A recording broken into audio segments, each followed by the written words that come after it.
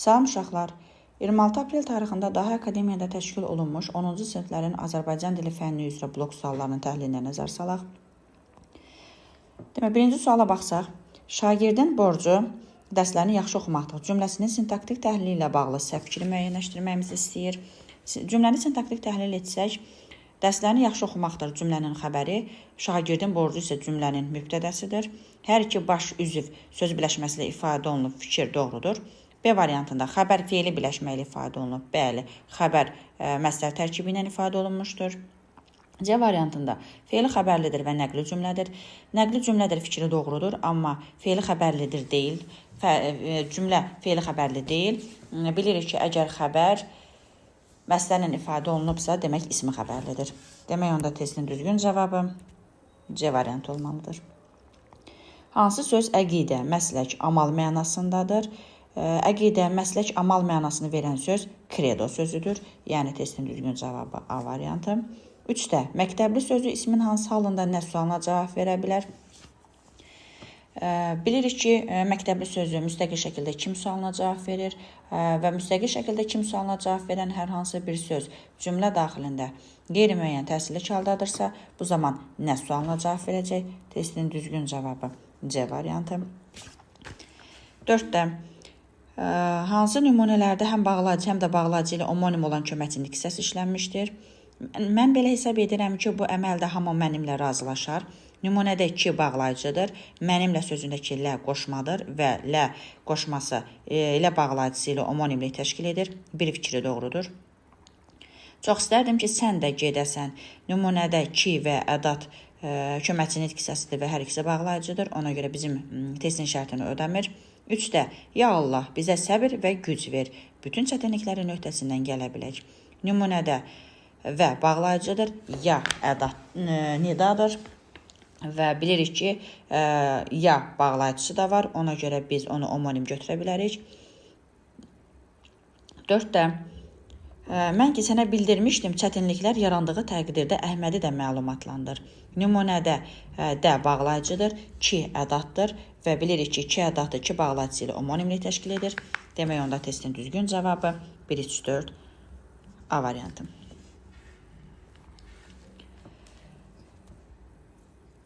Baxaq 5-ci testdə. Bəndlərdən birində baş üzvlər söz biləşməsi ilə ifadə olunmayıb. A variantında babamın danışdığı son vaxtlar kənddə baş verənlərdir. Cümlənin həm mübtədəsi, həm də xəbəri söz biləşməsi ilə ifadə olunub. B variantı.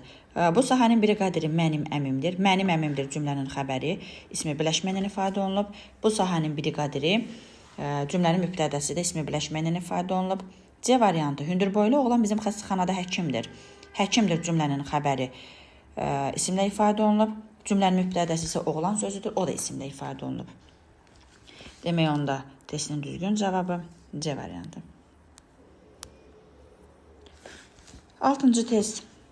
Əkin işləri vaxtında aparıldıqda bol məhsula ümid bağlayırıq. Cümləsinin sintaktik təhlili ilə bağlı səhv fikirləri müəyyənləşdirin. Baş üzvlər söz biləşməsi ilə ifadə olunub. Cümləni sintaktik təhlil etsək, ümid bağlayırıq cümlənin xəbəri nəyə? Məhsula, tamamlıq. Necə məhsula? Bol məhsula cümlənin təyin edir. Nə zaman? Əkin işləri vaxtında aparıldıqda. Cümlədə baş üzvlərdən mübtədə yoxdur. Ona görə bir fikri yanlışdır. Demək onda bizdən səhv fikir istədiyinə görə bir fikir götürəcəyik. İkincidə bildirilir ki, ikinci dərəcəli üzvlərin hamısına aid nümunə var. Bəli, nümunədə zaman zərfliyi, təyin və tamamlıq hər üçü var. 2 fikri doğrudur.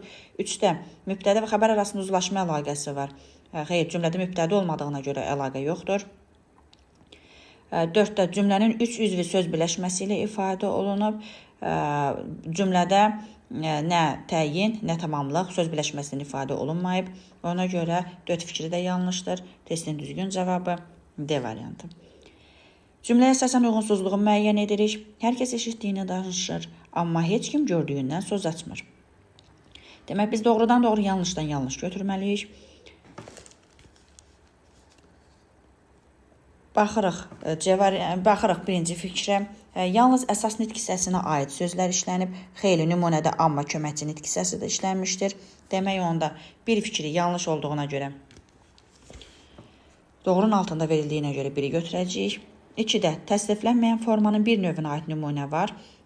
Doğrudur, fikir demək, təsniflənməyən formalardan yalnız fe'li sifətə aid nümunə verilmişdir. 2 fikri doğrudur.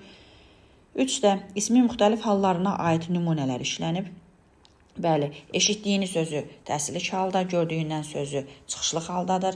Fikir doğrudur. Amma yanlışın altında verildiyinə görə biz bu fikri götürəcəyik. Demək, testin düzgün cavabı 1-3 C variantı.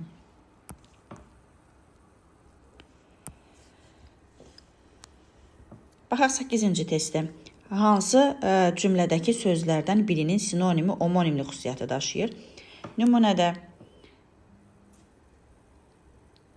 D variantına fikir versək, bu yerlərin təbiəti heç bir yerin təbiətinə bənzəmirdi. Bənzəmək sözünün sinonimi kimi oxşamaq sözünü götürə bilərik. Və bilirik ki, oxşamaq sözü də omonim xarakteri daşıyır. Həm kiməsə bənzəmək mənasında, həm də kiməsə saçını sığallamaq, oxşamaq mənasında. Demək, onda testin düzgün cavabı D variantıdır.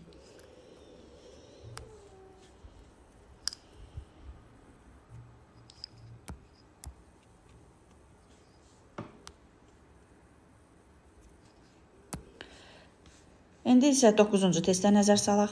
60-cı və 5-6 sözlərini Venn diaqramına əsasən müqayisə edib doğru fikirləri müəyyən edin. 1-də bildirilir ki, mürəkkəb sayın tərkib hissəsi ola bilər. Fikir doğrudur.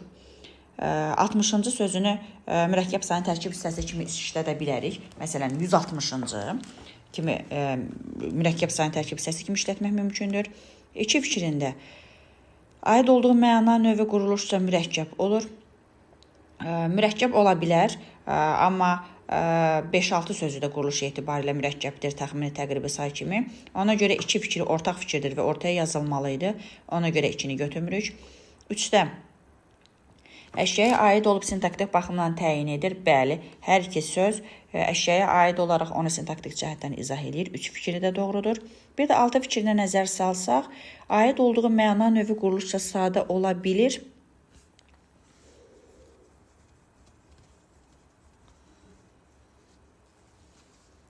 Doğrudur. Aid olduğu 5-6 sözü bilirik ki, təxmini təqribi saylar qrupuna daxildir və orada 5-6 sözü təxmini təqribi sayla yanaşı eyni zamanda qeyri-müəyyən miqdar sayının növüdür və qeyri-müəyyən miqdar saylarının içərisində də quruluşca sadə olanları var. Az, çox, xeyli kimi sözlər qeyri-müəyyən miqdar saylıdır və quruluşca sadə ola bilir. Ona görə testin düzgün cavabı A variantı olmalıdır. 10-cu testə nəzər salaq. Cədvələ əsasən uyğun fikirləri müəyyən edin. Sifət ismin xüsusiyyətini daşımadan tamamlıq mübtədə xəbər ola bilmir. Sifət ismin xüsusiyyətini daşımadan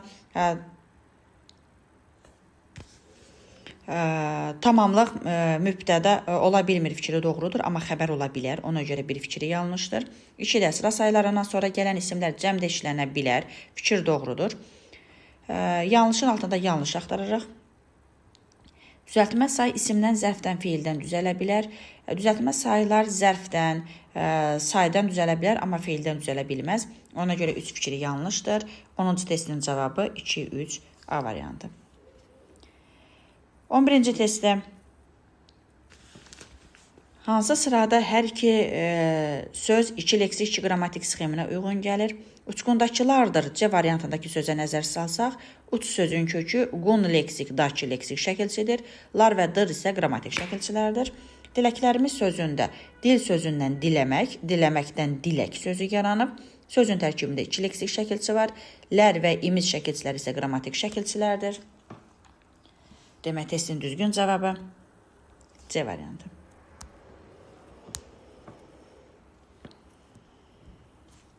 Növbəti testimizə nəzər salaq. Hansı frazoloji birləşmələrin mənası düzgün verilmişdir? Yerişinə haram qatmaq. Yerişini bir qədər sürətləndirmək mənasındadır. Fikir doğrudur. Araya qoymaq. Kimisə gülüş hədəfinə çevirmək, dolamaq. Bu frazoloji birləşməndə mənası düzgün verilmişdir. Ağrımayan başına dəsmal bağlamaq. Heç nədən özünü bəlaya salmaq fikri də doğrudur. Demək, testin düzgün cavabı 1-3-4 B variantı. 13-cü testə nəzər salaq. Sifətin xüsusiyyətini daşıyan isimli işləndiyi cümlələri müəyyənləşdiririk. Birinci cümlədə göstərilir ki, tanıdığı adam görəndə dayanıb salamlaşır, sonra yoluna davam edirdi. Nümunədə sifətin xüsusiyyətini daşımış isim yoxdur. 2-də oxumaq üçün şəhərə gələn gənclər kirayə mənzil axtarışına çıxdılar.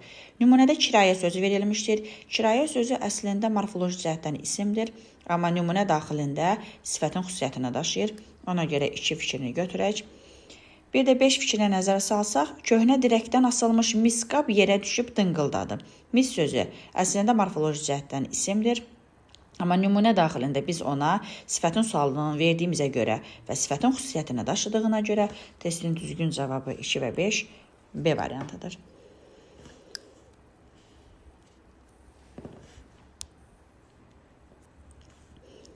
On dördüncü suala nəzər salaq. İlk sözü çıxarıldıqdan sonra hansı cümlələr yalnız baş üzvlərdən ibarət olmaz? Birinci cümlə, onların şirin vədləri aldadıcı idi. Onların sözünü ixtisar etsək, şirin vədləri aldadıcı idi. Aldadıcı idi cümlənin xəbəri, nə vədləri, hansı vədləri, şirin vədləri. Demək, nümunədə eyni zamanda təyin də olar və cümlə sadəcə baş üzvlərdən ibarət olmaz. Bir fikri doğrudur. Bir də 4 fikrinə nəzər salsaq, çarəsizliyin yeganə dərmanı ümiddir. Çarəsizliyin sözünü ixtisar etsək, ümiddir cümlənin xəbəri, dərmanı cümlənin mübtədəsi, yeganə sözü isə cümlədə təyindir. Yəni cümlə yalnız baş üzvlərdən ibarət olmaz. Nümunədə eyni zamanda təyin də iştirak etmiş olur. Ona görə testin düzgün cavabı B variantıdır. 15-ci test. Doğru fikri müəyyən edin. İlk və birinci sözləri eyni nitq hissəsi olduğu üçün sinonim götürülə bilər. Xeyr, həmin sözlər eyni nitq hissəsi deyirlər, ona görə sinonim götürülə bilməzlər. B variantı, o yaxşı insandır və o yaxşı danışır cümlələrindəki yaxşı sözləri eyni nitq hissəsidir. O yaxşı insandır cümləsində yaxşı sözü sifətdir. O yaxşı danışır cümləsində isə yaxşı sözü zərfdir. Və həmin sözlər eyni nitq hissəsi deyirlər. C variantında düz ədatı və düz sifəti ilə leksik homonimlik təşkil edir. Və bizə verilmiş nümunədəki sözlərdən biri köməkçi nitq hissəsi, digəri isə əsas nitq hissəsi olduğuna görə onlar arasında yalnız qrammatik homonimlik ola bilər, leksik homonimlik ola bilməz. D variantı, sözün homonim olub olmadığını müəyyən etmək üçün başlanğıc formasına baxmaq lazımdır. Fikir doğrudur. Y variantında isə bildirilir ki, zərli və zərsiz sözləri antonimdir. Bilirik ki, kökləri eyni olan sözlər antonim götürülmür. Demək onda 15-ci testdə testin düzgün cavabı D variantıdır.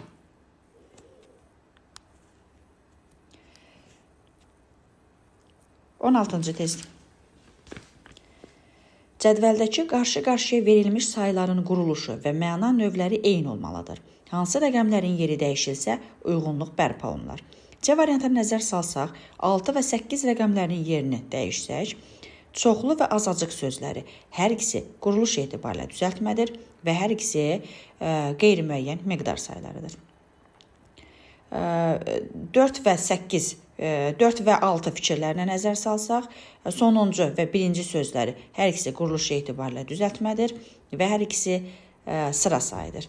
Demək onda testin düzgün cavabı 6 ilə 8-in yerini dəyişsək C variantı. 17-də hansı cümlələrdə altına xətt çəkilmiş sözlər ismin eyni halındadır? Boynundakı damarlar şişdi, səsində qəzəbdən çox istehza duyuldu.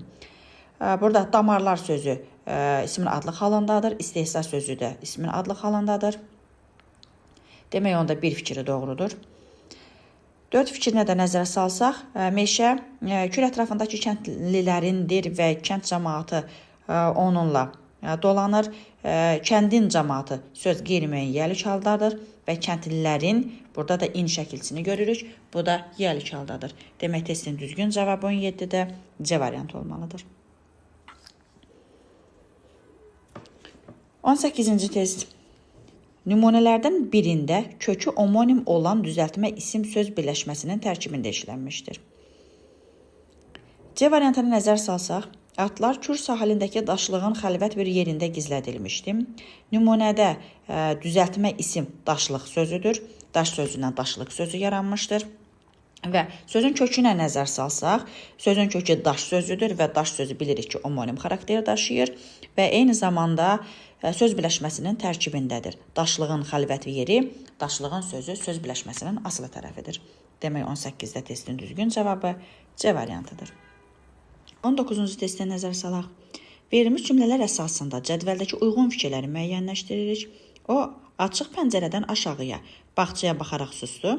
Bu sözlər mənə bahar gecəsinin həzin musiqisini xatırladırdı. Ortaq cəhətdir, ortaq cəhət deyil. Bir də şəxs əvəzliyi işlənmişdir. Bəli, hər iki nümunədə şəxs əvəzliyi işlənmişdir. Birinci nümunədə o, ikinci nümunədə mənə sözləri şəxs əvəzliyidir. 2-də leksik mənası olmayan sözlərdən istifadə edilmişdir. Yanlışdır. Heç birində leksik mənası olmayan söz, yəni köməkçinin qissəsi işlənməmişdir. 3-də keçmiş zamanda olan feil var. Keçmiş zamanda olan feil birinci cümlədə var. İkinci cümlədəki feil isə indiki zamandadır. Demək, onda 2 və 3 fikirləri yanlışdır. Demək, biri götürürük. Sonra, ortaq cəhət deyil. Feilin təsriflənməyən formasına aid nümunədən istifadə edilmişdir. Birinci nümunədə feilin təsriflənməyən formalarından olan baxaraq söz işlənmişdir. Demək, onda 4 fikri doğrudur. Bir də 6 fikrini nəzər salsaq, həm müəyyən yiyəlik hal, həm də qeyri-müəyyən yiyəlik halda olan söz işlənmişdir. İkinci cümlədə gecəsinin musiqisi, gecənin sözü müəyyən yiyəlik haldadır. Bahar gecəsi, bahar sözü qeyri-müəyyən yiyəlik haldadır. Bu fikir yalnız ikinci cümlə üçün xasdır. Demək, onda 1, 4, 6 A variantı. 20-ci testə nəzər salaq. Hansı bənddəki M kimi tələffüz olunan səslərdən biri M hərfi ilə yazılır? Bilirik ki, burada iki sözlər, tələffüzdə verilmiş sözlərin hər birinin yazılışı N samiti ilədir. Zənnibil, onnubil, zannıbaq, gonnubul şəklindədir. Amma lampa sözündə isə sözün yazılışında M hərfi işlənir. Demək, onda 20-ci testdə testin düzgün cavabı Y variantıdır. 21-ci testə nəzər salaq. Uyğunluğu müəyyənləşdirin. Daşınmaq feildən yaranmış sözdür. Qarşısına yanlış yazılıb. Əslində doğru olmalıdır. Öskürək sözü həm sadə, həm də düzəltmə feil kimi işlənib. Öskürək sözünü biz sadə feil kimi götürə bilərik. Bir də düzəltmə isim kimi götürə bilərik. Qarşısına doğru yazıldığına görə və fikir yanlış olduğuna görə götürmürük. C variantında köçürmək sözü isimlə yaranmışdır. Köçmək sözündən, köç feilindən köçürmək feili yaranmışdır. Söz isimlə yaranmayıb, qarşısına yanlış yazıldığına görə testin düzgün cavabı 21-də olur C. 22-də hansı fikir səhvdir? O, şəxs əvəzliyindən sonra modal söz gələrsə vergül qoyula da bilər, qoyulmaya da. Bilirik ki, əslində o şəxs əvəzliyindən sonra modal söz gəldikdə vergül qoyulur. Amma modal sözün bənzətmə müqayisə məzmunu ifadə edən modal sözdə vergül qoyulmur. Ona görə fikir doğrudur. B-də bu işarə əvəzliyini hallansa da mənsubiyyə şəkilçisi qəbul etmir. Fikir doğrudur. Elə-belə əvəzlikləri mənsubiyyə şəkilçisi qəbul etməsə, əsasən hallanmır. Fikir doğrudur. D-də həmin əvəzliyi sifəti əvəz edə bilər. Fikir doğrudur. Y-də təyini əvəzliklərin hamısı formaca dəyişə bilir. Xeyr, təyini əvəzliklər formaca dəyişə bilmir. Təyin əvəzlikləri bilirik ki, o, hər, öz, bütün filan əvəzliklərdir və onlar formaca dəyişə bilmir. Fikir yanlışdır. 22-ci testdə testin düzgün cavabı Y variantıdır. 23-cü açıq tipli suala nəzər salaq. Həm sadə, həm düzəltmə söz kimi işlənə bilən sözləri müəyyənləşdirin. Demək, qaladır sözündə qala isim kimi götürsək, qaladır nədir? Burada söz quruluş etibarilə sadə olacaq. Bir də qalamaq, qalamaqdan qalatmaq, qrammatik şəkilçi kimi götürsək, söz quruluş etibarilə düzəltmə olur. Onda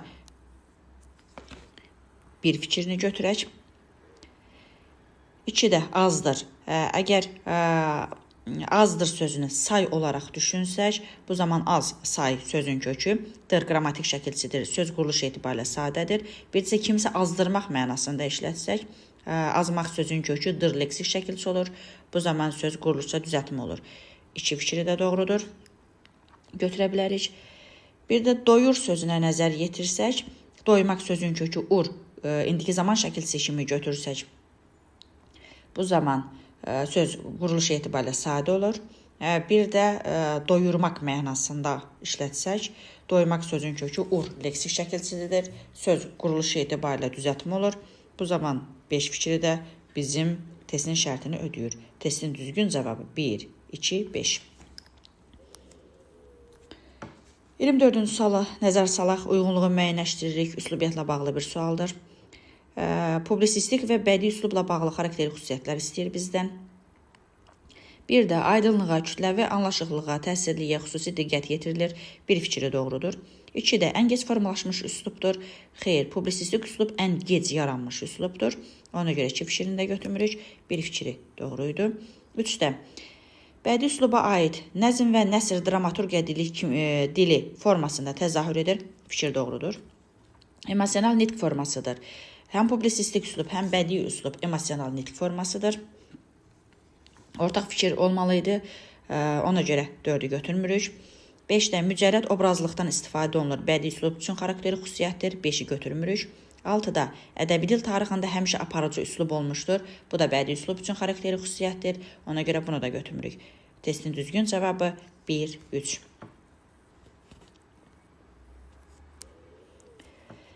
25-ci suala nəzər salaq.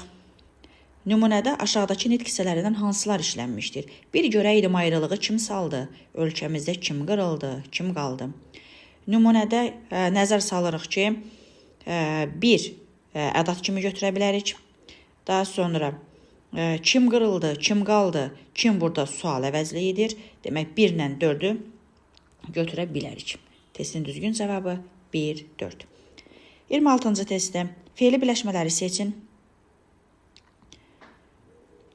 Danışa bilmək fe'li birləşmə deyil. İnsan olmaq, o da fe'li birləşmə deyil. Yerləri sulayarkən, bəli, əsas tərəf fe'li bağlama ilə ifadə olunduğuna görə 5 fikrini götürək. Yazını yazmaq, bu da fe'li birləşmədir, 2-ni də götürək. Sənin oxumağın, demək, əsas tərəf məsələn ifadə olunmasına baxmayaraq, asılı tərəf yəri kalla sözlü ifadə olunduğuna görə bunu biz fe'li birləşmə deyil, ismi birləşmə kimi götürəcəyik. 6-da isə dərsi danışan əsas tərəf fe'li sifətlə ifadə olunduğuna görə bu da bizim şərtimizi ödəyir. Demək cavabımız 2, 5, 6. 27-ci testə nəzər salaq. Uyğunluğu müəyyən edin. Quruluşca düzəltmə tərz hərəkət zərfi, düzəltmə zaman zərfi, bir də quruluşca düzəltmə miqdar zərflərini istəyir bizdən. Demək, burada quruluşca düzəltmə olan tərz hərəkət zərfi sürətlədir. Demək, 1-in qarşısında B-ni götürürük. Quruluşca düzəltmə zaman zərflərindən onda və hərdən sözlərini götürə bilərik. 2, C və D fikirlər uyğun gəlir. 3-də isə quruluşca düzəltmə miqdar zərfi işlənmişdir. Miqdar zərfi A və Y fikirləri tamamilə və bütünlüklə sözləri quruluşca düzəltmə miqdar zərfidir. Demək, 1-də B, 2-də C, D, 3-də A, Y. İndi isə sizə təqdim olunmuş situasiya suallarına nəzər salaq. İmtahanda hər biriniz situasiya mətni ilə tanış olmusunuz. Ona görə birbaşa keçək suallara. Mətnə əsasən sosial şəbəkələrin müsbət və mənfi tərəflərini qeyd edirik. Sosial şəbəkələrin müsbət tərəfi kimi qeyd edə bilərik ki, maarifləndirmə və məlumatlandırma baxımından böyük imkanlar yaradır. Sosial şəbəkələrin mənfi tərəfi ola bilər ki, real ünsiyyət bacarığının zəifləməsinə səbəb olub. 29-cu sualda mətnin üslubuna aid ən azı 3 xüsusiyyət yazın. Sizə verilmiş bu kiçik həcmli situasiya mətni bilirsiniz ki, publisistik üslubdadır. Ona görə publisistik üsluba xas olan xüsusiyyətləri bura yaza bilərsiniz. Məsələn, yaza bilərik ki, kütləvi anlaşıqlılıq, təsirlilik, daha sonra analitik və təsviri səciyyə daşıyır. Bax, bu fikirlər publisistik üsluba aiddir və bu kimi fikirlər yazmışsınızsa doğrudur. 30-da altından xətt çəkilmiş sözün qarşılığını, yəni sinonimini müəyyənləşdirin. Mətndə altından xətt çəkilmiş söz vacib sözüdür. Vacib sözünün sinonimi kimi biz zəruri, lazım, labüd, önəmli, mühüm kimi sözləri götürə bilərik.